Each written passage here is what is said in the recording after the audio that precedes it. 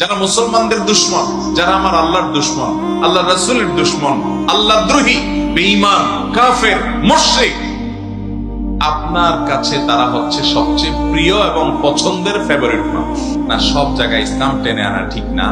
তো আর যা হোক, তিনি এখনো মুসলমান হতে পারেন, তিনি ইসলাম বোঝেনই নেই।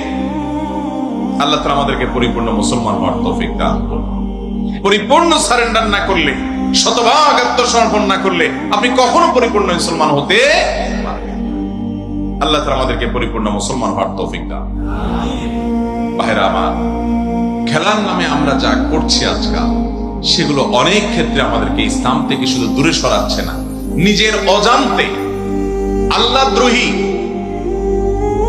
হারাম এবং আল্লাহর অভিশাপ এবং গজব নাজিল হওয়ার কর্মকাণ্ডকে দুনিয়াতে প্রতিষ্ঠা করার জন্য যারা সংগ্রাম করছে, শয়তানের বাহিনী বলা যেতে পারে, তাদের ভক্তি করছে আমাদের মুসলমানের সন্তানরা। তাদের ভক্তি করছে মুসলমানের সন্তানরা, জানে না কার ভক্তি করছে, কার ভক্ত হচ্ছে, কার ফলোয়ার হচ্ছে, কার সাপোর্টার সে হচ্ছে। মুসলমানের আবেগ বিবেক এত সস্তা। এগুলো বললে অনেক যুবকরা বলে সব জায়গায় ইসলাম টেনে আনা, সব জায়গায় কোরআন হাদিস টেনে আনা ঠিক না, খেলার মধ্যে আবার কিসের ইসলাম টেনে আনা? খেলার মধ্যে ইসলাম আছে না নাই? ইসলাম নাই এমন কোন জায়গা আছে?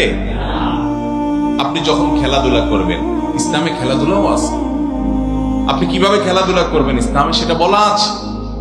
আপনি নিজে খেলাধুলা করেন বা কেউ মাঠে খেলাধুলা করছে, আপনি সেটা দেখেন।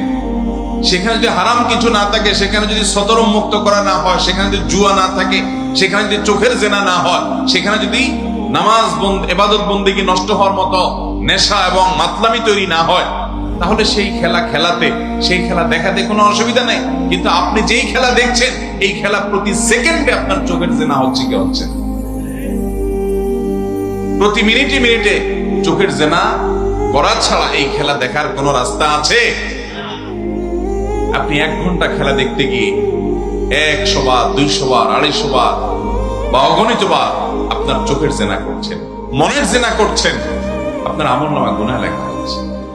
এর পাশাপাশি এই খেলাধুলাগুলোর কারণে যারা সমকামিতাকে সাপোর্ট করে, যারা মুসলমানদের দুশ্মন, যারা আমার আল্লাহর দুশ্মন, আল্লাহ রাসূলের দুশ্মন, আল্লাহ দ্রোহী, বেঈমান, কাফের, মুশরিক, আপনার কাছে তারা হচ্ছে সবচেয়ে প্রিয় এবং পছন্দের ফেভারিট মানুষ। মুসলমানের আবেগ বিবেকের দাম এত সস্তা, এত মূল্যহীন, কিয়ামতের ময়দানে আল্লাহ রাব্বুল আলামিনের কাছে জবাবদিহি করা লাগবে। ভাইরা, এই ভালোবাসা আমরা কাদেরকে দিচ্ছি? এটা জায়গা মতো দিলে সওয়াব হবে।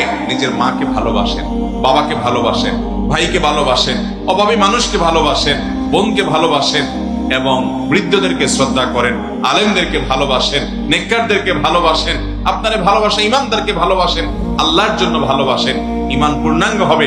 নবীজি সাল্লাল্লাহু আলাইহি ওয়াসাল্লাম বলেছেন, মান আহাব্বা লিল্লাহ, যে আল্লাহর জন্য ভালোবাসবে, ও আবগাদা লিল্লাহ, আরেকজনকে অপছন্দ করবে, সেটাও আল্লাহর জন্যই অপছন্দ করবে, এই ব্যক্তির ঈমান পূর্ণাঙ্গ হবে।